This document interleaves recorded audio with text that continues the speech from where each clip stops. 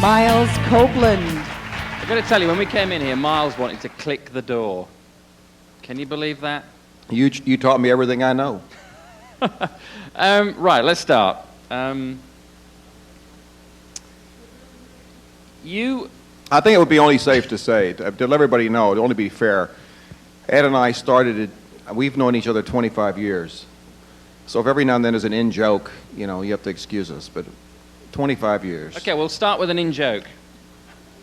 This is how I first met Miles. It's 1970. I was working in a very, very small agency in London, and we get a phone call I've been there about 3 months, and I get a phone call one day, and a voice comes on the phone. He goes, "Hi, this is Miles Copeland from Scope International. Would anybody there be interested in handling a band called Wishbone Ash?" Now, the previous week, we have a trade paper in England called The Melody Maker, and I'd seen a letter extolling the virtues of this group, which I later found out Miles had written under a pseudonym. So Nobody else would write about the group, No, absolutely. Not then nor since. And later that afternoon, I found myself in a part of London called St John's Wood at Miles's parents' house. And as I come into the sort of outer courtyard of this thing, I see a group of Arabs in full traditional dress going up the front steps. And from the basement, I hear boom, boom, boom, boom, boom, boom, boom. And it was rather like entering a sort of Fellini-esque film, because Miles's father at the time was a member of that righteous body, the CIA. And I think he was advising Arab oil companies in the Middle East. One of those countries. Yeah, and it was just weird. There was these Arab potentates going up the steps, and Wishbone Ash playing sort of simplistic boogie music down in the basement. Anyway, to cut a long story short, we took the act on, and Miles and I went into business, and here we are. Here we are. Shit. What was it like growing up as part of when your father was in the intelligence agency? I mean, that's not something I can imagine anybody here has experienced. Well, it wasn't advertised that he was in the intelligence agency, but we all sort of began to figure it out because we hung around all sorts of famous spy types like Kim Philby and all these sort of people, But I at the time didn't really know. Didn't your father speak? A lot of shady individuals and types. But so you were growing up and you weren't actually aware of what your father... He was I just didn't working know for until the I went to college. I went to do my MA degree at the American University in Beirut. Right. And by that time, I had already figured it out. And as a prank, I used to answer my phone CIA. And unfortunately, I shared, Lebanon didn't have a lot of phones in that time, so I shared a phone with some guy that worked in the American college, and of course he was very embarrassed when I'd answer the phone CIA because his friends would call too. But it got to the local CIA agent who then called me up. He thought I was CIA, and it was very embarrassing, But anyway, I had no idea. But so you just figured he was working for the government? Yeah. He told me he was a consultant. And you travelled a lot as a child, didn't you? I Yeah. mean, as a consequence of that. Which I've continued to do in the music business. Right. To me, I look at the world as the opportunity. Right. And on that subject, I mean, let's get straight into the sort of business stuff. Everybody in our industry has, I always say they have a personal style. I mean, not the corporations, but people like us. Now, when I went into management, I concentrated on one act. But you've built up an empire. And ever since I've known you, you've always had all these things going on. Why is that? Well, I guess I enjoy doing lots of things, and I've also gotten to the point where the more you do, the more you know about. And I've always felt that as a manager, my obligation was to create as many opportunities for the artists that I represent.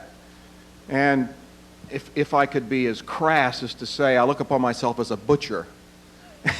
And if the entertainment business is a pig, my job as the butcher is to chop up every little bit and be able to use every little bit. So off goes the hoof to make glue, and the hair to make mattresses, and the pork chop off to make pork chops, and all the crap to make sausages.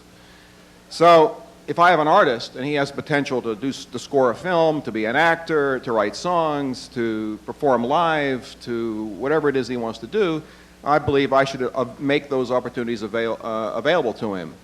And this is an up and down business, and you can have an artist that one day is very successful, then the next day is not so successful. So if they don't have more strings to their bow than just one, then obviously they're very limited.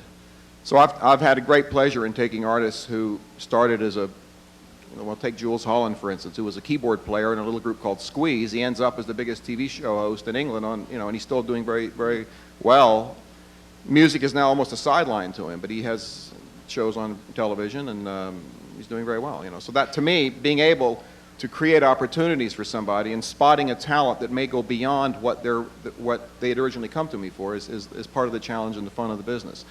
In order to be able to do that, you have to have a multi-dimensional company. Yeah, now that brings me to the next thing, because would you consider that one of your skills is finding the right people to hire and then delegating?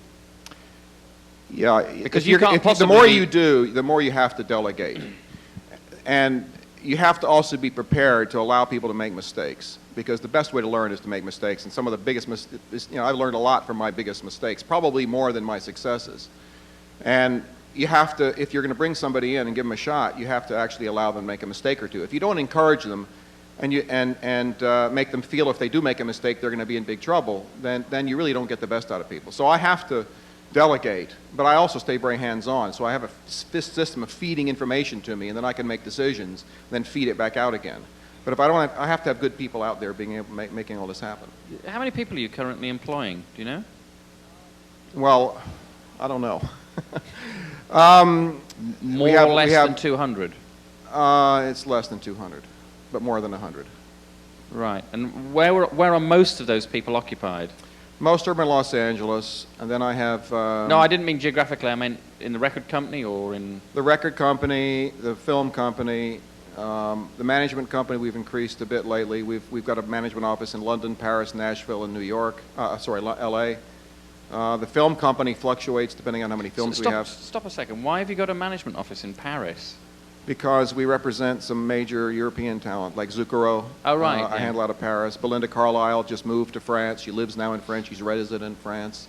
And it's a good central point for Europe. Europe, the rate of the dollar, what you earn per record, the publishing income, the concert income, it's a major territory for a lot of the clients I represent, including Sting. Sting sells more records in Europe than he does in the United States. So if you don't have people in place, you don't know what's going on. So there's nothing like having somebody there to spot stuff. And all of these entities are funneling stuff back to you? Funneling information and opportunities, and every now and then a bit of cash to me. I mean, of all the activities you're involved in, which is the one that gives you personally the most satisfaction? Well, to me, it's all in entirety. To me, the pleasure is to do something that nobody ever thought of. Find a talent that somebody didn't really realize he had and maximize it. To follow the obvious path is never really that exciting. I mean, it's part of the job maybe, but it's not really that exciting. It's when you find something left of center, or you've created something out of nothing. That's what's fun. To me, I've never sought acts that are already successful, because what's the fun? To me, the fun is taking something from nothing and making it successful. And it's also fun finding somebody that is very talented, but for some reason took a left turn and their career is in a bit of trouble, and I have the fun of bringing them back into success. To take something that's already successful and keep it going isn't really fun to me, and I've never sought that kind of artist. Just go back a bit. How did you first get into management? I mean, I know it was with Wishbone Ash, but how did that come about? Well, when I was in Beirut, it was a very strange time, and you probably all know the history of the Middle East. Lebanon ended up in a civil war. Well, I was in the university, and every time, unfortunately, it was that era that the trouble was building. There was a lot of tension, and when the big exams would come up, inevitably there'd be one student who wasn't ready for it. So he'd send a letter to the school saying there was a bomb in one of the buildings. So they'd clear the university out, and for 2 days we'd be looking for this bomb, and then of course he'd be studying hard, and then we'd go, So it was just becoming crazy. So I had ended up with so much free time. I met this British group that had come to play in town, and they were with some shady promoter, and we got to be friends, and I helped them out. And then when I graduated, I went to London, and they approached me at the house that you came to visit, and I was sort of on my way back to America. And they said, look, we want you to be our manager. And I went, what? I don't know anything about this business. And they said, yeah, but we trust you, and we saw you help us in this situation. And, and I just said, it's like one of those moments, I guess a very pivotal moment. I just said, what the hell, So I knew I liked music. That was about all. But I had no idea about anything.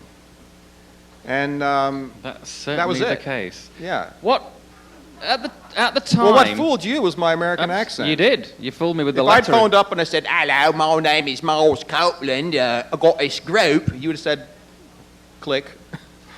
But you fell for it, Ed. I certainly did. When what if you hadn't gone into music? I mean, did you have a? What were you going to do? Well, my father talked me out of the CIA. He said, "You never make any money," and he did. He did. I used to have all his top secret books, which I used to leave around when I'd invite girls over to the apartment. You know, like you see this top secret thing, and the girl would go, "Oh, what's this?" I go, "Oh, sorry, you're not supposed to have seen that." So that was the only use I got out of the CIA. But I would have probably gone into. It worked, believe me. But for many years after that, actually, I've had acts that have thought that I was a CIA front. I almost signed X, actually. I don't know if you know the group X during the punk days. And it was the guitar player always had this weird look at me. And it finally came out, you know, "I know you're a CIA front. You're trying to find out what youth are doing." What? Really? They thought I was CIA. Well, as we were talking earlier today, musicians can be a little wacky sometimes. Musicians can be very wacky and very suspicious, you know. So you didn't really you'd arrived in London following your education when you didn't really have a clear idea, and you meet this band. So how did you know what to do? I had no clue. What I did is, I was going to say, one of the best ways to learn. I mean, my theory is this: is that I'm no better and no worse than anybody else. And in a sense, the second line is more important than the first line. If I think I'm better than everybody else, I got a problem. But as long as I think I'm no worse than anybody else, at least that means I could compete with anybody out there. And now it's just a matter of learning what I do. I had no clue, but I figured I like music, and if I like it, then I'm not such a freak that, you know, if I like it, by definition, it must be good. That's what I figured, okay? Unless I'm some sort of freak, you know, that is only going to like something that nobody else is going to like. So I just assumed, all right, I can do this. So I started reading Melody Maker. I started, which was the rag we did. I would take a little ad and put it in the paper, you know, to get a phone number, you know, to put my phone number in. And then I got a call one day from this guy named Rick Sims. And he says, "Yeah, it was a little ad for a booking book with all the list of all the promoters in England with their phone numbers." And of course, I didn't know any promoters, so I figured this would be a great book to have. And it was for £75, which back then was, I think the average salary in England was £15. So £75 was, you know, you could buy a suit for £15. Well, I was earning £3 a week. That's right. I started my brother Ian at £5 a week. Yeah, and I was still on £3 a week, and I was teaching him. There's something wrong in there somewhere. Anyway, so this Rick's, you know, he had this book, and I said, "Well, you know, what's the story of this?" She said, "Well, it's got the names of every promoter and club in England, you know, and it's great, you know." And I smelled a fish, you know, a rat here, but anyway, so he says, "Well, I'll come and show you how it works," you know. So we came over to the house, and this guy was one of these guys, you look at him and you know he's a crook. I mean, he had a cauliflower ear. He was like, oh, this guy smelled sleaze. But yet, you know, what did I know? So I brought him in the house, down in our basement, and I gave him a phone, and he got on the phone, and lo and behold, he'd get on the phone, he'd start booking this group, Wishbone Ash, you know, and he'd get on, he had a great rap, you know, yeah, I got this great group, you know, yeah, Wishbone Ash, yeah, when you got availability? Oh, 1 month? Yeah, September 8th, great, done. £20. And I was like, wow. And of course, the group were rehearsing in the next room, so I'd go to the next room and say, we got a booking, you know, and they were like, wow. So I felt, you know, I was pulling this off, you know. So anyway, then it came to the first gig, you know. So the group is out. I rented a truck, you know, and the group is off to find this club, you know. And I get a phone call at about 6 o'clock saying, we're on, you know, in East 17 on so-and-so street, and there's no club by that name. There's a residential area. So, and of course, I had already checked this guy out where he lived. You know, I took him home every night because he had no car. So I knew where he lived, and I kept thinking, if he's being a crook, he's being really stupid about it. You know, what I should have figured out, he really was stupid. But anyway, so I call the guy up and I say, look, they're at East 17, and there's no club. He says, East 17? It's East 27. So I get the group back on the phone, and And they're calling me like every 15 minutes to get the latest information. So I said, no, it's East 27. Must be a mistake. So they go off the East. Cut a long story short, the gig never existed. And the next day, I'm like, the group is back. They think I'm an idiot. I'm feeling totally stupid. And so I get on the phone, and I start phoning all these, about 8 or 9 gigs that were booked. And of course, I used to give them a little bit of a front money for the commission on some of these gigs. So I'm down now about 140 pounds, including the book. But the good thing was these phone numbers were accurate. Oh, there were some that had been crossed off the list, but it was accurate. So I started phoning them up, and I'd say, hello, my name is Miles Copeland. I have Wishbone Ash is playing there in a month. Who? We don't have groups. Or, yeah, Rick Sims booked it. Rick Sims, I wouldn't talk to him if I was the last person alive, you know. So anyway, it was so embarrassing that it jolted me into actually getting on the phone myself and going through the list and calling up every club in the book. And I actually booked a few gigs. And if I hadn't been so embarrassed, I probably wouldn't have to go. It's hard. It's not easy to do. Get on the phone and call somebody out of the blue. But one advantage was that since I had an American accent, everybody assumed Americans were rich, as did Ed. And it worked. It worked on Ed. It worked on others. But at one point, I realized, you know, I needed an agent. So that's when I called you. And you saved me. He did, actually. Ed, I have to say, Ed, in about a space of 2 weeks, filled up the date sheet. There were 29 days, or 30 days in that particular month. We had 29 days booked, and they all happened. So he definitely got on the phone and a did philosophy it. which I maintain to this day. Yeah. I mean, I get, you know... His philosophy was bung them in. Yeah. It was... Every dive and things that were below, you wouldn't even call dives, they were so bad. We played. But it worked. It worked. Our first album went gold in England. Yeah, the group built up a following. Yeah, we did. And you came into the agency business with myself and a guy called John Sherry who... Well, they looked upon me as this sucker, you know, so they figured they needed a bit more money, so they sucked me into the agency, you know, as some sort of, you know.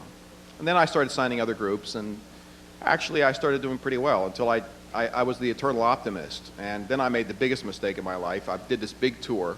Star Trekking. Great concept. It was 5 group. It was the first festival tour of Europe called Star Trekking 75, and I had all these big acts.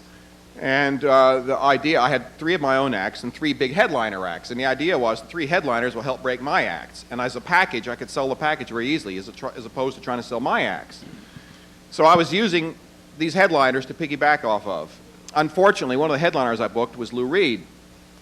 And I spoke, his agent was William Morris, and I didn't know that William Morris had been fired. And of course, they didn't tell me either. And so finally I got a phone call from Lou Reed's boyfriend, whose name was, what was his name? Anyway, he was in New Zealand. And I said, he's with Lou. And he says, I hear there's a tour coming up. And I said, yeah, it's here in a week. You know, I want to need your arrival plans. He says, well, I don't think we're going to make it. And I said, well, can I speak to Lou Reed? He says, well, he's in the bathroom. And I said, I'll wait. And he said, well, he's been in there for 3 days. And I said, well, how much longer do you think he's going to be in there? And he said, well, it may be another 3 days. And I said, well, what's the problem? And I said, well, this agent, I've got a confirmation letter from William Morris saying that the tour is happening and whatever, and the fee's done. She says, well, we fired William Morris 3 or 4 days ago. Anyway, Lou Reed never showed up. And so I panicked and we finally got Ike and Tina Turner to do dates, but of course they hijacked us for money and whatever else. And so I ended up at this end of this tour cleaned out, 200,000 pounds in debt.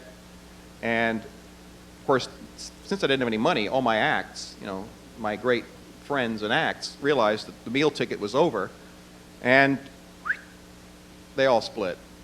So I was left with the Climax Blues Band and Squeeze. Anyway, that was it. Wasn't there some incident you went backstage at the last gig, I think at the Reading Festival, and gave Wishbone Ash something like £8? No, well,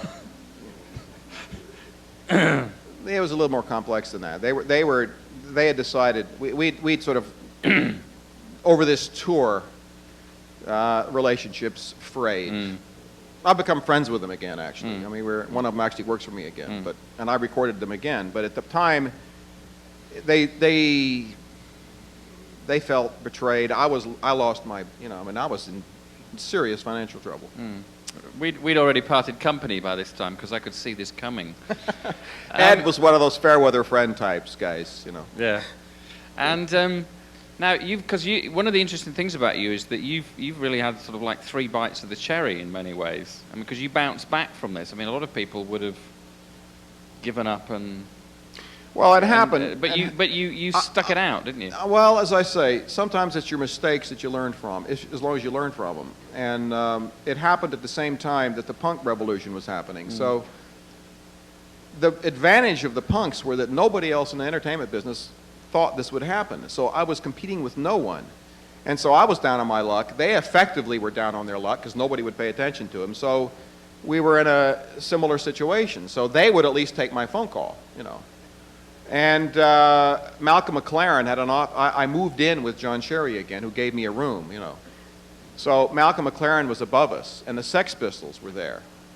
And so I would keep reading in the papers that they couldn't get gigs, and I'd go upstairs and I'd book him some shows.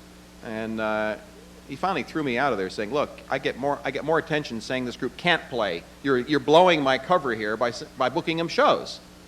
But they did do it. They did allow me to do a tour in Europe, and so we went off to Holland and Belgium with the Sex Pistols, and I was the only guy to do a European tour with the Sex Pistols.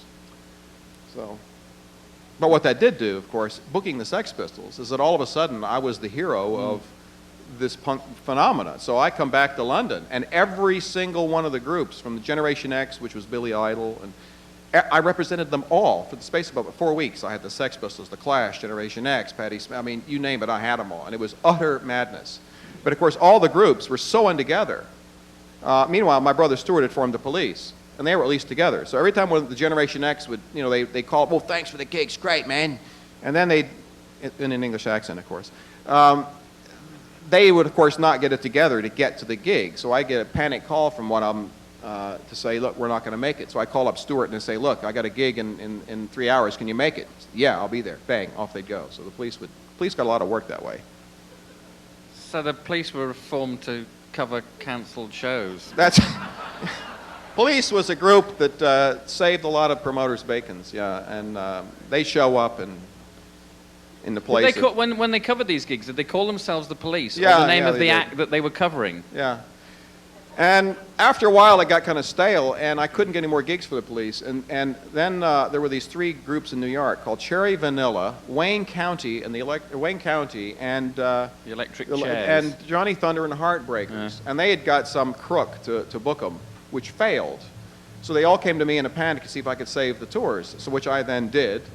But Cherry Vanilla had no band, so I called up Stuart and I said, "Look, I got a whole tour for you as the band for Cherry Vanilla. So you do your show for half an hour, then she will join you, and you know, Sting will play bass and Stuart played drums." And they said, "Hell, this is great," you know. So then Police toured England as the band for Cherry Vanilla. Right. Any way to get them work, you know, that was the philosophy. So by hook or crook, if you could create the opportunity and stay in the game, then you could be at the right place at the right time. And that's really it, is to try to figure out some angle to make the thing going. And that's the fun of it, So actually. you did learn something from me, which was bung 'em in. Well, I didn't have much choice, you know. Now, presumably at this point, the Police didn't have a record deal. No, and so then we recorded our own single and put it out. Because at the same time, I was watching all these guys put out these independent singles, and there was an infrastructure building. If there's an infrastructure, at least you can get into that infrastructure, then you can take advantage of it. You know, if I had to invent the distribution system, I couldn't have done it. But since it existed, I could cash in on it. And it was a whole new... What was the single you put out? Was that Roxanne? No. The first single was called Fallout, and Nothing Achieving. And after that, you decided to get them a bona fide record deal, presume, or you were you were trying to? Yeah, what happened was Stuart is. I mean, I guess our family has always had a sort of a positive. My father always used to tell us we can do stuff. You know, we always had a kind of a positive vibe to us. You know, and my brother was always enthusiastic, and he was becoming impatient, being a support act to Cherry Vanilla and all these crap gigs I was booking him. But he didn't realize that nobody wanted to book the Police, you know. So he got depressed, and he found a manager who said he would put money in, and it was some Iranian guy who was supposed to be rich. And so Stuart announces me, "Well, we got a manager. He's going to put money in. He's got rehearsal rooms. He's going to get us a record deal. It's going to be great." And I was a bit depressed about this, but still, what could I do? It's my brother, you know. So they went off on some gigs, some session work that they got arranged in Europe. And they came back. And, of course, Stewart goes to this guy's house. And, of course, there's no gigs, there's no nothing, there's no money, there's no record deal. And so Stewart's totally depressed, comes to my house in a total panic and says, I'm going to lose Sting. What am I going to say to Sting? If Sting finds this out, he'll leave. He'll go back up to Newcastle. I got to tell him something. And I said, well, suppose you tell him that we're going to make an album.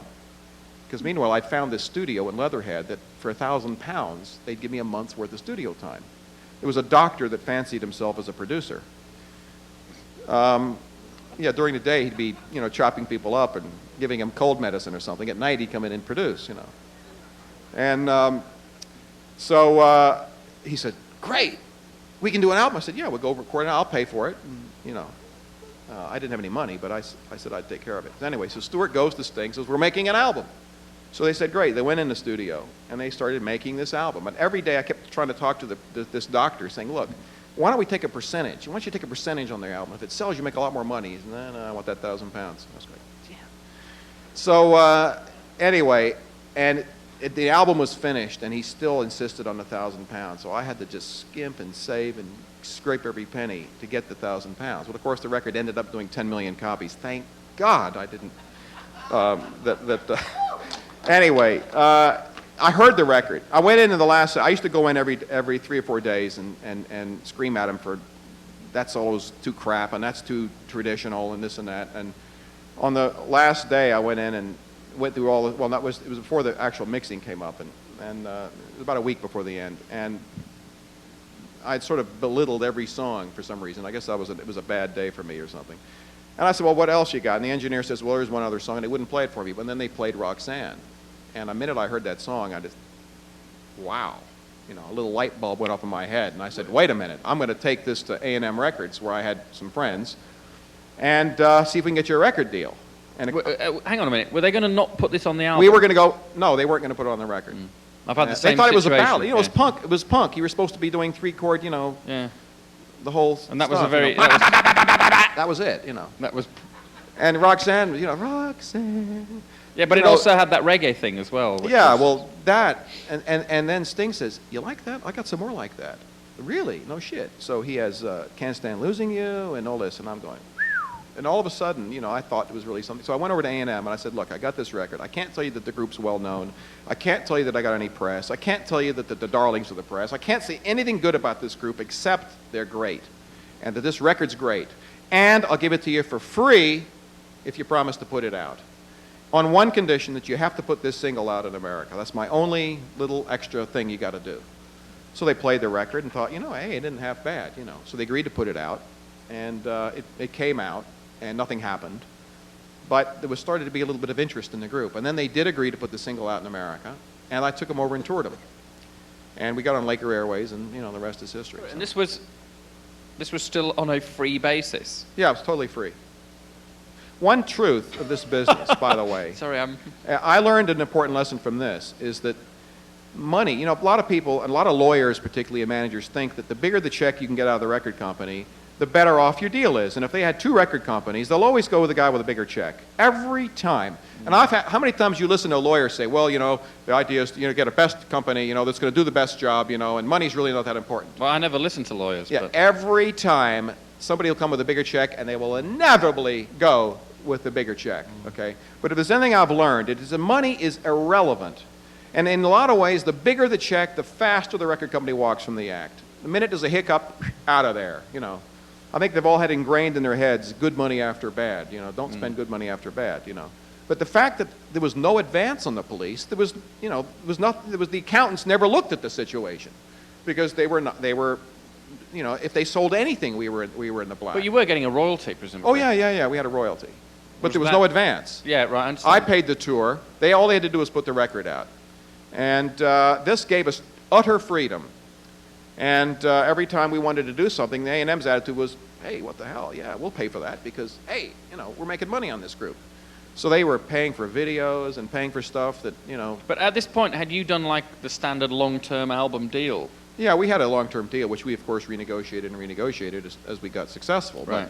But my main job was to get in the game. I mean, I would have done whatever it took I Can- knew can that it- I would you- couldn't on my own take this song and do it justice and that album justice. And if I could get into the game with a real record company, we might actually do something. Would you be prepared to say what the original royalty rate was? I know it would have For been. A&M at the time, it was the highest one they gave. So I went in and I said, it's for free, but I want your highest royalty. But compared to what we get now, and it wasn't that high. I mean, it was at that time. I think we were like at, I don't know, 12, 13 points. Oh, 14. that's not bad. Yeah, which But at of course, that it time was pretty for good. A&M. It would have been on 90. It was, yeah. Yeah, We 'cause fixed Jerry that Moss later. still thinks But that- normally they were signing groups at 8 and 9%. Yeah.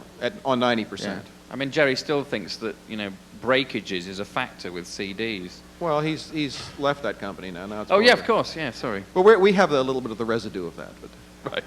So yeah, and they came over here, and you did the famous tour where yeah. three in a bed and all that sort of stuff. But because we hadn't taken their money, we were left to be free, and we could do what we wanted to do and take advantage of what they had to offer. Most managers, go to the record company and expect the record company to make their act happen. They take the check and sit back and wait. I was out there actively trying to make something happen. And because it was the beginning of a new movement, whatever, there was sort of momentum anyway, so that we cashed in on that. And, well, it did very well. And then I started IRS Records the same way. I went to Jerry Moss and said, look, I've got all these great groups in England. I can't really say a lot about them for the American marketplace, but I need a label to put them out.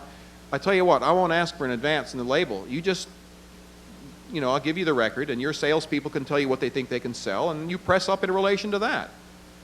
And he said, well, let me hear some stuff. And I said, that's the one condition. You can't hear any of this stuff. Because I knew if he'd listened, no deal. So I said, look, just trust your salespeople. You'll only be at risk to what your people tell you, but you can't hear the stuff. And he said, fine. So Do you think that anybody other than Jerry Moss, because we both know Jerry, obviously, would have taken that view? Because he is a quite distinct record executive. Yeah, I mean, there are a few others that are that sort of people. People like, Chris Blackwell probably would have done something like that. Not many people though. Jerry is a great man. Yeah, I agree. And hey, it was no risk. And I had a huge act, and we were like, even though the police were not selling those records, they were Godhead. I mean, they were the act that people wanted to be like. And I mean, were you? Hell, I was doing interviews. I was like a star. Yeah. I had about, I mean, it was nuts. Little old me.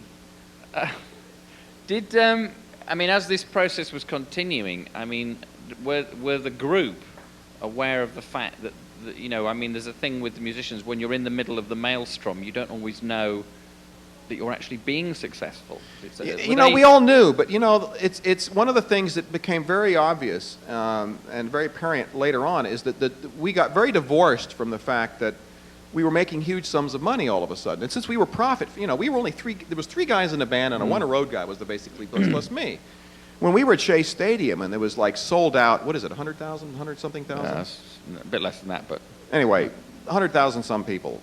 And we were probably making at that point, $500,000 or something. Because Shea Stadium is expensive because the unions. I mean, one of the forklift operator made 14 grand that night, driving a forklift. I almost changed jobs. But we were at Shea Stadium, and they don't know what money they made until the end of the tour, and we didn't really think about the money. Guys, tonight you're making 500 grand, This didn't really enter it because they never saw it. So it was utter bedlam. Everybody who was anybody, from the mayor and God knows every model and every superstar you could think of, was trying to get on the stage. And at one point, people were getting nuts. So I stood at the bottom of the stage because people knew I was nasty enough. And so up comes the manager of Joan Jett with his little girl and some huge orangutan bouncer type. And the manager came up and says, look, I'd like to get my little girl up on the stage there to see what you can do. And I said, Jesus, I got like the mayor and his, I don't think there's room up there, and I think it's unsafe for this little, but I'll see what I can do. Please don't do this to me, So anyway, he walks off, and the orangutan comes up to me and goes, yeah, and he takes my hand. He says, yeah, I know you'll do your best, And I felt this sort of something in my hand. I look at my hand, it's a $20 bill. Table for two in the corner. So This is very amusing. So I go down to the dressing room with the band, and I tell them this story, and they all laugh, and they say, well, how much was that? I said, $20. He said, well, where's our share?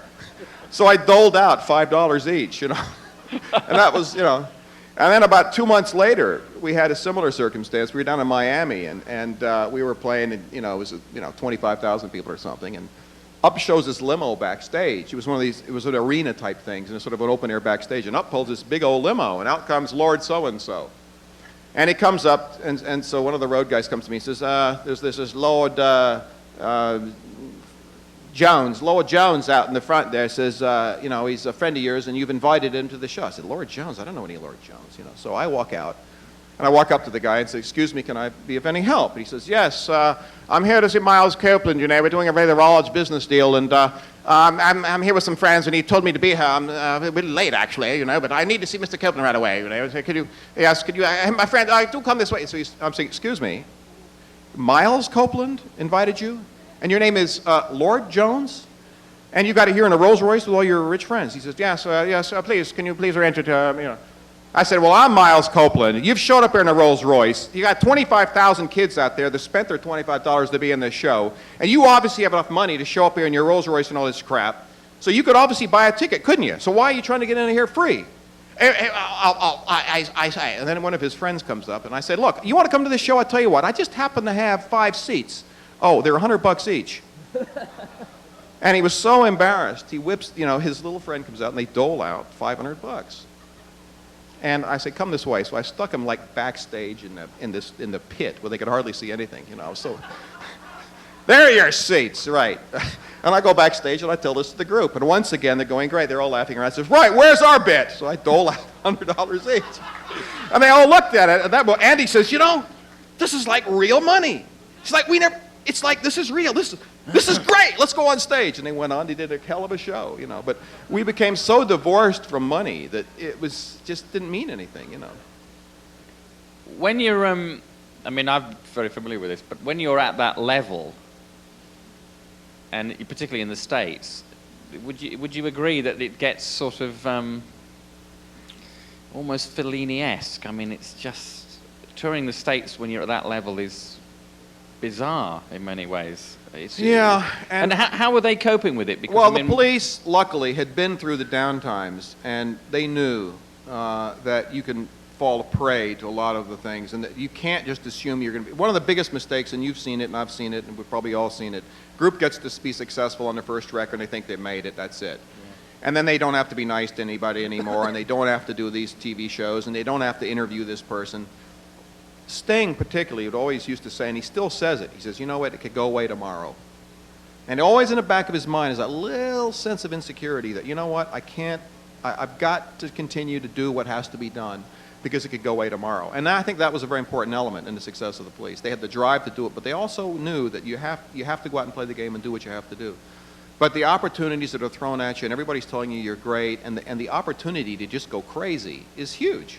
And not only for the group, the managers in most cases, and I had been down, so I know what it's like to have been down. If this had been my first group, I probably would have blown it. But because I know that what goes up can go down, and that I was very, very careful. And I wasn't going to get, and I know that guys who are your friends today may not be your friends tomorrow. So I at least had the background to be able to deal with this. Stuart had obviously been in that situation. Andy had been in many, many groups before, up and down. So I was dealing with very mature people, and the whole organization was very mature, and we kept the lid on it. And I think it was fairly sane all the way through, and it never got into anything kind of wild stuff. But I've seen, the Go-Go's, which I had as a record company. First record goes to #1, biggest album of the year. The manager doesn't know what she's doing. She goes nuts. She now has to make decisions. So it got to be the point where the first album and tour, I would say, look, this is what I would recommend. She'd do it. Now, when I'd recommend something, she'd have to do the opposite to show that she was the manager. So what I had to resort to telling her the opposite of what I wanted her to do, so she'd do it. And it would work like clockwork, And it did. I would say, go right, and she'd turn left, no question. And but unfortunately, the girls got a little out there, and they began to notice that the girl that wrote the songs made more money than the others, and it became a little distorted. And So those sort of seeds of problems set in because the success was so quick and they didn't have the background to deal with it. Just before we leave the police, I mean, I know that the three members of that group, well, two, certainly Stuart and Sting, have very, very strong personalities, and there was a certain amount of Tension. internal strife that developed, which... Well, they're great friends. I mean, how do you... The weird thing is that Sting and Stewart are still great friends. Yeah. But it was that tension and that actually made them great. When the first show in America we did CBGB's, they walked off the stage and I walked backstage saying, "Great guys," and they were about to punch each other out. And I said, I grabbed both of them by the arm and said, "Get on stage for the encore," and they went back out and did it, And by the time they came off, they had sort of blew it up. But that was part of the dynamic of the police. The excitement was there was this energy that had to come out, and sometimes it went that way. And that was I mean, you weren't concerned because a lot of people, I mean, there's probably some managers here in the room. I mean, one of the things that happens is that when you have success and these tensions appear and you've got people in the group who are not getting on with each other for whatever reason, or, I've got this thing about the wives cause all the problems and that. But I mean, that's the part of management. I mean, we all know how to do record deals, or hopefully we do, and all that. But that human element thing it's the bit of our profession that we don't really talk about, I think. Yeah, it's a business where humans are put in a situation that gets totally perverted and disturbed, and not every act can deal with it very well. But as long as you have enough experience to be able to help people and tell them, look, I've been here before, I know what this is like, and as long as they're basically smart, right, and basically good people. I mean, the other interesting thing I've noticed.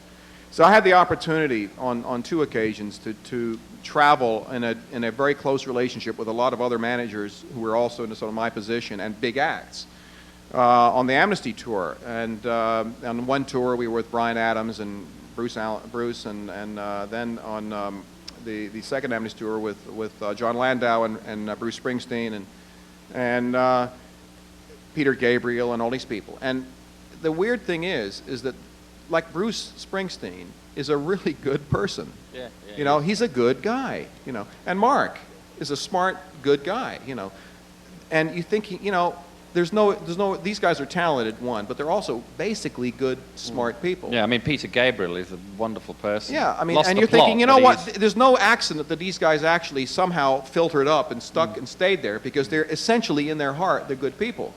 And, John Landau's a good, straight guy, and Bruce Springsteen is just a great human being. And, we'd sit there for a month in our three, I had, Sting and I were in the first two seats, and John and Bruce were in the second two seat.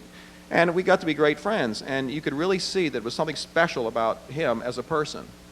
And in my dealings with Sting, we've had, everybody always has bits of contention, but for the most part, you're dealing with somebody that's smart and is basically has a good instinct inside them, and that makes it a lot easier. When you're dealing with people who are totally suspicious from day one, they've grown up with some sort of weird background or something, so that they're, it's hard. It really is hard, and I don't know that there's any secret to dealing with unless you're a psychiatrist. Which we have become. Absolutely. Was it a big disappointment to you when the police finally broke up, or was that inevitable at that particular point?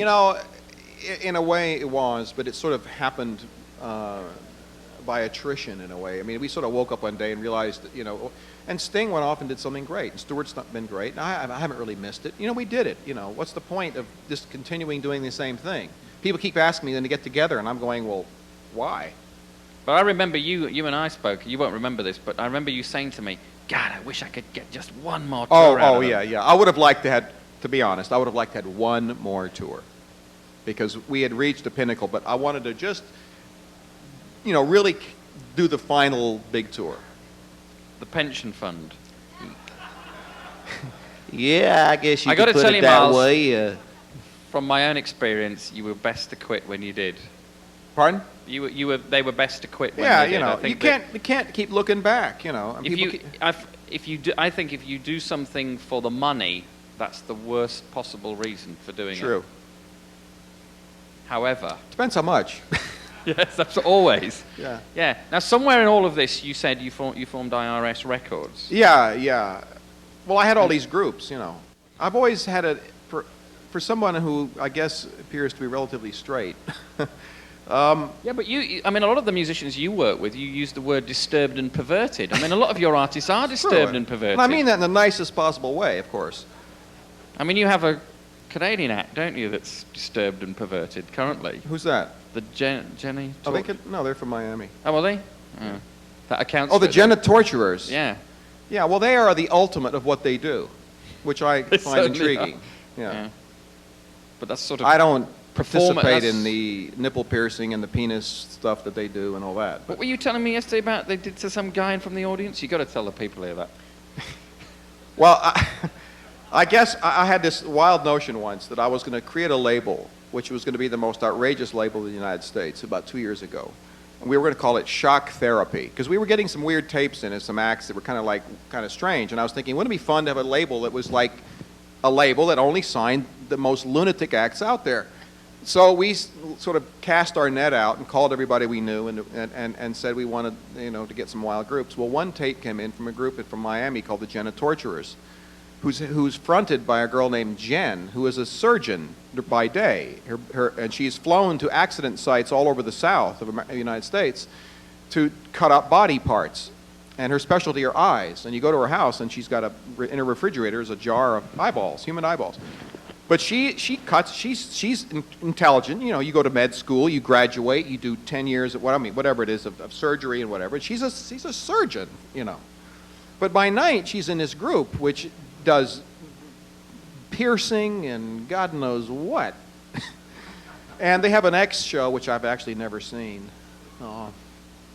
And they have an adult show and an X show. And No, but you were telling me yesterday about they brought yeah, some but guy in one back. of the shows, I sent some people to see him, and they came back and said, Jesus, oh, man, they took one guy out of the audience, they took his pants down, they took a board, put it under they nailed his scrotum to the board, and then they took a chain to that, and they linked it up to something else, and they did, and then they...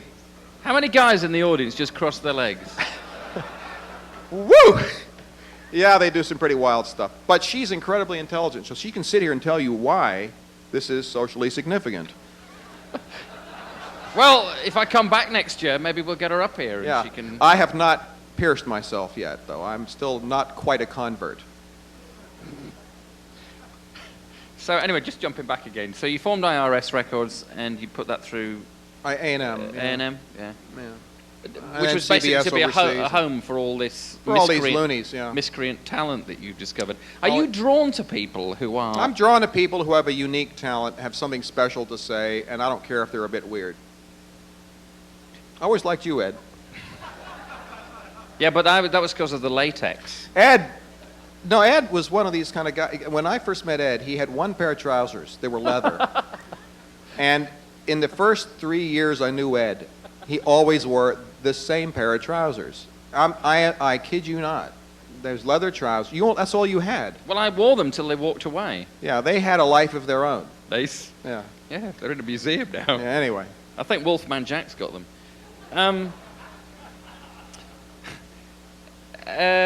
And so I've completely lost the thread now. So you've got the record thing, and you've got publishing and... Yeah, I started a publishing company, and publishing is very interesting to me. One of the other mistakes I made in life is not focusing on songs early enough.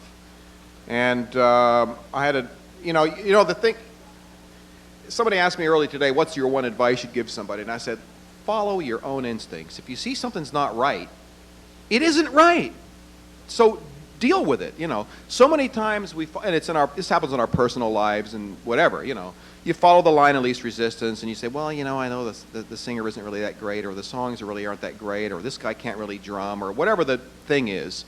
And you go, well, but, it'll be okay, and you just don't deal with it, because it's too much aggravation, And so, you go make your the material isn't quite right yet, and you make the album, and it's pretty good, but it didn't quite have that single, and you deliver it to the record company, and they're, and there's no single there, but you're hoping they're going to go, hey, this is really great, there's a single here, And inevitably, of course, there isn't a single. A record comes out and does what it's going to do, and you don't really take the next step up, and you just wasted another 2 years, And whereas if you were tougher, you said, look, there's no single on this record. Guys, go in and write another song, and if you can't write one, I'm going to get you one.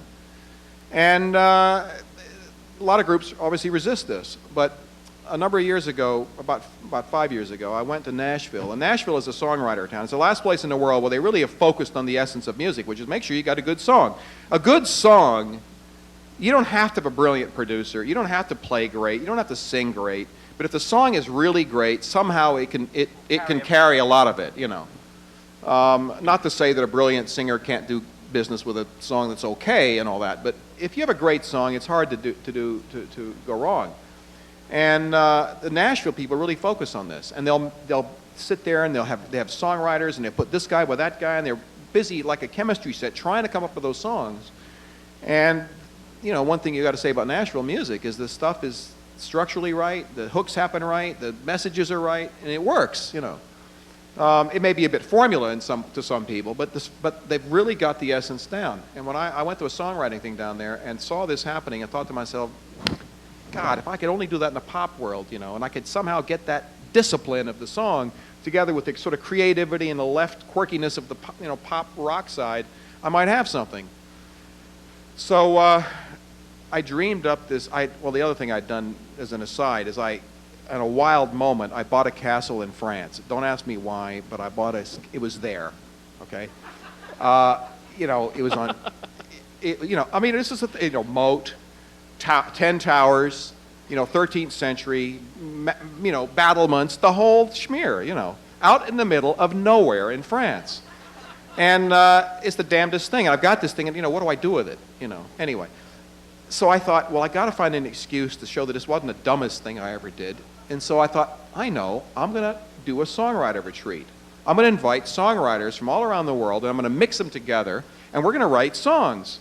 So meanwhile, I'd opened an office in Nashville. We had a couple of Nashville writers. I got hold of a lot of the top Nashville writers, so I figured I'd get 5 or 6 top Nashville people, put them together with some of my rock people, and invite people from all the other publishing companies as well, and acts that were going to go make records.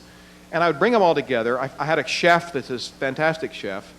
So we brought all these people together in this castle and kind of turned them loose. Well, most of them were arriving, you know, from Nashville or whatever, and becoming, you know, golly, he's a castle, Jesus. Boy, this is great, you know, fantastic, you know. And we had a whale of a time, and I'm now into my 4th year of it, and we've had hits. It's just incredible fun. But what I found was, if I take a writer or an artist who fancies himself, he's going to sing his own stuff, but I put him with another writer, and they co-write something, he still feels that's his song, and the chances of him getting that on his record is much greater than me walking in and saying, oh, here's a song you're going to do.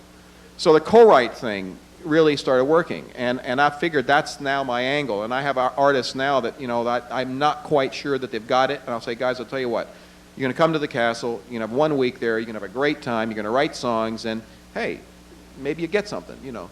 And everyone that's been, last year we had Cher there, and who at the time of her life, and wrote the first songs of her career. We had a whole cross-section of people from around the world, Italy's biggest act, Brazil's biggest act, mixed together with Nashville people and this and that. And it was amazing fun. I'm trying to talk Mark Knopper into coming here.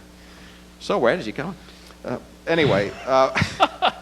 Do these are... Such to ask a rather... But the point of it is it focused on the thing. If I get a good song, the rest is relatively easy. Do these artists pay to come to this castle? No, I pay for it. They pay to get themselves there, but once they're there, I pay for everything. My ulterior motive is in every one of... Good, yeah. Well, I have enough artists I have enough acts that I publish. What I do is we create groups of 3. So if, let's say, I have an artist that is going to cut a record, like last year Patti Smythe came, for instance, okay? Zucchero came from Italy, who's Italy's biggest act. And I'd say, all right, this guy writes good lyrics, they need somebody to, you know, so I would basically create a mix of 3 people. In each of the groups of 3, one of my writers would be in that group. So I would have a third of the song. And then some of the writers made deals with me that they would give me the publisher's share of the song so that I would treat them as my writer. But I always made sure a third of a hit song is better than 100% of nothing. And it also gave my lesser-known writers opportunity to write with famous writers. I mean, we had writers there that, you know, people like Kai Fleming, who's had 25 number ones, people like Bruce Roberts, this and that. So I take an unknown and put her with Bruce Roberts or Kai Fleming. All of a sudden, I have a Kai Fleming song, effectively. She gives up nothing. She's having fun. He's having fun, you know, and so it works. But presumably I mean, the things just don't work sometimes. Yeah, but the success rate is great. Really? Is really good. We've had 20 cuts after the last retreat. It's a good relationship thing. It's good. Works. And you've also, one of your other areas is you've got into film production. Yeah, I wouldn't advise that. Hard to make money in movies. Well, it's hard to get the money that you make. Yeah, well, that's the thing, is we would sell off all the rights to get the money, so I ended up having bits of rights. I mean, I own TV rights on one film in Poland. I got some Tanzanian rights. I've got a few, this and that. But we made, I don't know, 20 films, 25, 30, almost 30 films. It was sort of fun, and I'd always put my music in it. But I don't advise the film business. If they're weird in the record business, and they're full of shit in the record business, boy, you should see the film business. Holy shit. We have done several soundtracks. Yeah, they have liars that have forgot they're even lying. Yeah. There's a joke in some agent told me about, he only lies when he speaks. They're really full of shit. I thought that thing, what was it, The Decline of Western Civilization? That was a good movie. That was a great movie. That was a great movie. For those who haven't seen it, it's... Our best movie was One False Move. That was a good movie. I didn't see that. But the Civilization thing was, to me, it was Spinal Tap, but it had come real. That was real. That was a $500,000 movie. That was good. Yeah. I should have stuck with movies like that. So it's okay if they're sort of low budget. It's when you... Yeah, but you can do a lot of things, as I found from the Police album, by the way. Only the first one cost £1,000. I mean, we've had One False Move, which won awards, and Siskel and Ebert said it was the best movie of the year. Cost $2.2 million. So money is not necessarily mean something's fantastic. I mean, you've seen blockbuster movies that are crap, and you've seen low-budget movies that are good. So there's no real, obviously you can't do Star Wars without a lot of money. But if anybody tells you that money is what this business is all about, they're full of shit. Shall I say that again? No, that was once was enough. Hey, I think I stopped. Yeah, for once. Yeah. Nothing to say. Are you? Can I say that? That's not. Am I being recorded live or on some religious network or something? No. That's what the Wolfman's on. Oh. Are you getting? I presume, like all of us, you're having to come to terms with the digitalization of life. Are you getting into all this stuff? Or I'm doing a very big CD-ROM with Sting at the moment, which is very interesting, because how you make a CD-ROM out of a music act is a real question mark, but we're actually doing it. You mean that kind of stuff, interactive and all that? Well, yes, but I mean, how, we come to these conferences and a lot of stuff is talked about. Yeah, there's a lot of bullshit in this. People keep saying, "Oh, your record's going to come down on a telephone line and all that." Well, they all forget one thing. They keep talking about records, and they keep talking about record companies. Well, record companies is only, when you buy a record, it's only half a record company. There's another right on that record. It's the publishing. And the publishers still don't communicate to each other. I mean, right now, there is a standard in terms of the price you pay per song. Once a song's been published, you can cut the song. I could go sing, anybody's song. As long as I don't change it, I have to pay my 6 cents or whatever the deal is per territory, and it's standard. You do a video, and there's no standard. You have to go and go. We had this group called, another one of my weird groups, who was a great group, by the way, Dred Zeppelin. And what a great one-liner, an Elvis Presley impersonator singing Led Zeppelin songs to a reggae beat. I mean, they knew where to come with that act. They came straight to my door, and I said, yes! Anyway, so we make this record, and it's a fun record. But when we went to make a video, we had to call the Elvis Presley estate, who said, no. And the Led Zeppelin people wouldn't give us a license for the song without spending a fortune. So it was like they wanted a $150,000 fee or some ludicrous fee. And of course, Robert Plant was also a fan of the group. So we could not make a video of this group because we couldn't get the video license. Now, when you go to try and get when they try to get their stuff down a telephone line and all this crap, they go to the publishers. The first thing the publisher is going to say, well, wait a minute, you got no more factories, no more distribution. I see, the 6 cents a song isn't enough. We think it should be 25 cents a song. And then, a lot of these records also will have songs that are co-written. They may be from 3 or 4 different publishing companies, or if the co-writes, each writer could be, you could have a song with 20 publishers on it, Yeah, lots of luck trying to get clearance on that. So I just don't believe that this delivery system they keep talking about is going to work for records, because they're going to have a hell of a time getting the rights. I just don't see it happening. We can't get video rights, and how long has video been going on? Yeah. There's no standardization, Do you have political ambitions? I'm an embarrassed Republican. I look at those idiots, and I am so embarrassed. Ganut, Gading Dong, all these guys, I grew up, as Ed did, it's a very interesting politically. Well, this will be a sideshow, because you guys are here talking about music. We shouldn't talk about politics, but the British socialists had no clue as to what socialism was. They could never deal with the fact that under socialism, there's no incentives, so nobody works.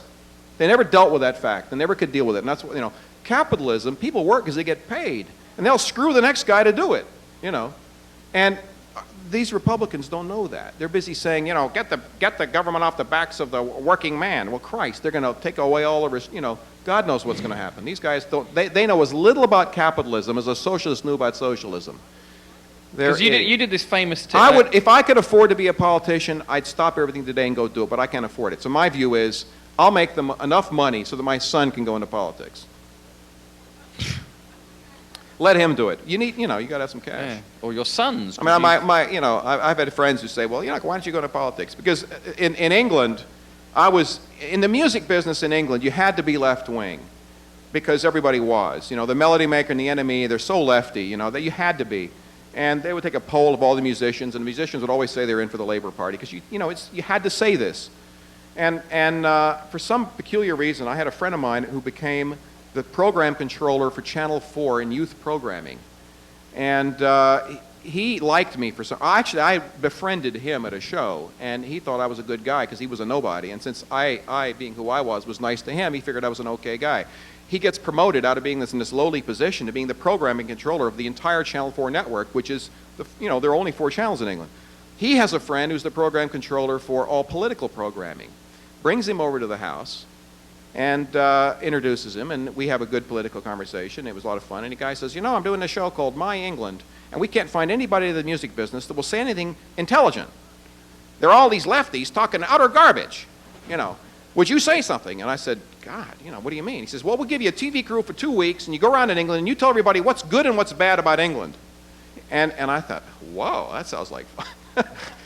And we'll put you on prime time, and you're going to tell everybody all the good stuff about England, and the bad stuff, and you're going to come. You're an entrepreneur, and you're going to, And at the time, I looked upon all these punks and all these independent labels. The punks were entrepreneurs. They were capitalists. Of course, they would speak all this, lefty crap, but they were all out there wanting to make money and make it and start their own record companies and this and that. And I thought, hey, this is great. It's the entrepreneurial time in England. So I said, yeah, I'll do it. Well, of course, Sting freaks out, and almost told me that if I did it, he would fire me. And during a fateful night, he came and stayed. For some reason, he was redoing his house or something, so he came and stayed the night at the house. And that same night, these 2 program controllers came over. And Sting was afraid that he would be painted with the same brush that I had. And if in those days, if you come out and you say, capitalism's good, making money is okay, everybody would think you're some kind of son of a bitch, So he was afraid that all of a sudden this would happen to him, and that because we were associated, he would be hurt by this. And I had to be sensitive to that. And anyway, these guys came over and they gave the pitch and they said, Miles, this is something important to say, and this is important for I don't know, any kind of bullshit anyway. In the end, he said, well, I don't have to agree with what he says, but I'll fight for his right to say it.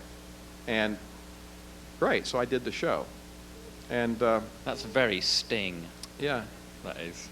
Yeah, it was very cool, Sting. It was very good. Actually, it got the highest rating in that slot for the entire period. But I was on the show with the leader of the Liberal Party, the leader of the Labour Party, the top this and that. So it was wacky. It was at my point when I was kind of famous. When I would arrive at customs and people go, oh, yes, Mr. Copeland, how long are you here this time? Now they don't know who I am anymore.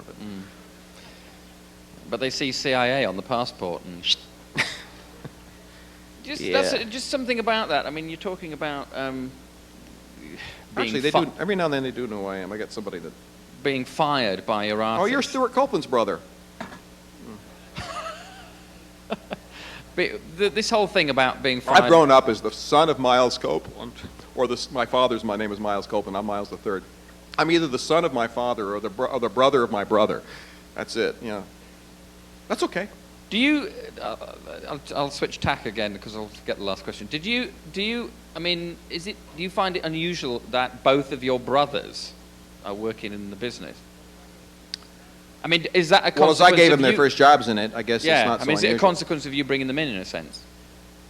Because I remember when I got to tell this story because he brought Ian Copeland. We were, it's probably about 19. When Well, did he got out of the army? He'd been in Vietnam, and Miles turned up with him in the office one day, and a guy comes in. He's wearing army fatigues. He's got hair down to his waist, and his head appeared to be on fire because he was smoking the biggest spliff I've ever seen in my life. It's like the back of Bob Marley's tour bus after a few minutes. And Yeah, he and was you the wild said, one of the family. teach him to be an agent, which Yeah. is pretty difficult when somebody's totally Well, he had the gift of stoned the all gab. yeah. Yeah. But But I mean, I put it him next to you because I figured he could learn from you. Yeah, Which but he I did. was just on Mars. Ian became a great agent. Yeah, he did. Yeah, I was just on Mars. And bars you all were the time. actually partly responsible for that. Mm. And I think he credits you in his book that's about to come He out. does. Plug his book for us, Mars. What? When's it coming out? Yeah, I don't have a book, but I know all your other guys have books that you've been interviewing, but I don't. Yet. You going to do one? No. If I do, though, I know what it'll have a brown cover, and its title will be People Are Shit. It's funny because I've That's got... one lesson I've learned in life, and it's made me a very happy man because I don't expect too much. Never underestimate the villainy of an artist or anyone else, and hey, you're not surprised when you get screwed. If you approach this thing thinking everybody's great, you're in for some real serious heartaches, buddy. We got a little bit of time for some questions from the floor, if anybody would like to ask some. We've got 10 minutes left. Have we got 10 minutes left? No, we've got 5 minutes left. Sorry. Yeah, I have a question.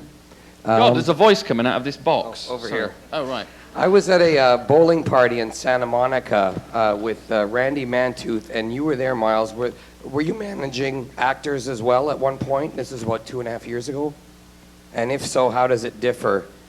You were just alluding to showbiz there, film versus... I had a couple of actor friends who thought I should help them, but I didn't really get into that. I did manage a comedian a while. That was interesting. But no, I don't manage actors, really. I'm sure it's similar, except that in the acting, the big difference of the acting world is that the agent is much more powerful. There's less offshoots. In the music world, you've got records, you've got touring, you've got merchandising, you've got sponsorship, you got a huge arena of stuff. Whereas an actor, an agent is the most key person in his career. There is no record deals. No, they do every movie is a one-off, and off they go. It's a very different kind of thing, really, and it's not as it's not what I do, really. So you're not involved in Sting's acting, such as That's it is? the one thing that I have not been acting. Right. So it wasn't you I'm that not got it- responsible for his acting career. Yeah, just as well. It's the least significant aspect of his career, although he's a great actor, I think. He's actually doing a movie now, which I helped get organized Right. for him, but I don't actually handle him as an actor. So it wasn't you that got him into that Golden Cod piece? No, that wasn't me, Ed. I don't take credit for that. No. No, sirree. Another question? Yes? Yes, concerning the first Police album, when you released it, did you have an idea of what target market you were going for? You a marketing guy or something? Yeah. I had no clue. I thought it was great. Yeah. You put the record, you think it's great, you go for it. If you start thinking about, well, what am I going to do here? Is this going to fit this and that? It's like putting blinders on. I know what my market was. It was college, and it was kids, and it was high school and college kids. That was, I guess, but I didn't sit back and sort of strategize the marketing. However, when I delivered the album, I don't know if you noticed, remember the first Police cover, but in England, there was the 3 blonde guys on the front with short hair, okay? On the back, there was a whole bunch of photographs of the band doing all sorts of punky things, Well, I gave that to the Americans, and they didn't want the Police on the front cover, and they didn't want them on the back cover, because they were afraid people would see, oh, it's a punk group. Punks are not happening, therefore they're going to be written off. And I said, look, they are what they are. That's what we are. What's what we're about. We represent a new generation. You got to have them on the front because that's our selling factor. The marketing people were going with the values up to that moment, and we had a big fight. And I said, absolutely not. All right, I'll tell you what I'll do. I'll agree to take all those photos off the back, but the group are on the front. And we went with that. So the British sleeve and the American sleeve are different in that, because the marketing people were so worried that radio would get it, take one look at it and go, oh, they must be punks, and not even listen to the record. Because the unfortunate thing in our business is perception. You know, if you get a record up here and it's called the Cowboys, and they're all with long hair and cowboy hats, then you're assuming that they're a long hair cowboy hat group, you know, whatever that is. And if your station is playing short hair something else groups, no fucking way, you know. So that's the problem. So you have to, the marketing, I have to be aware of it instinctively. You have to have a sleeve somehow, or in a name of a band, whatever, that somehow gives you an idea as to what it is. And the I came up with the titles of the first 3 Police albums, and what I was trying to do in those was to have kind of a tough, outlaw kind of against the establishment vibe, but also something else, you know. So I had thought of love and outlaw, but outlaw lovers sounded really crap, you know. So I started, I don't know why, I was in a taxi and it just came to me, d'amour, love in French, you know. So that became, I combined outlaw and commandos, because we were like a commando unit. So it was like the commandos of love with a bit of outlaw. So Outlandos d'amour became the title. This but that was my only kind of marketing thing, was to try to make this thing all seem to work, but without, you know, turning people off, but yet cashing into this new movement. We've got to wrap this up. Any final thoughts for the audience before we go? Final thoughts, gee. Well, How you know, many minutes we inspire got? them, Miles. Just do what you believe in, and follow your instincts, and stick with it long enough, because luck, you know, be at the right, you know, if you stick at it long enough, you'll be at the right place at the right time. Because part of every one of our success here, part of it is luck, part of it is persistence, part of it is just being here long enough. And if you set yourself up, and let's say you've only got, you know, a small amount of money, spread it as long as possible. The longer you're in the game, the better you have a chance of succeeding. If you set yourself up to have this happen in a very short space of time, you'll probably fail. Would you please thank Miles Copeland? Well, thanks a lot.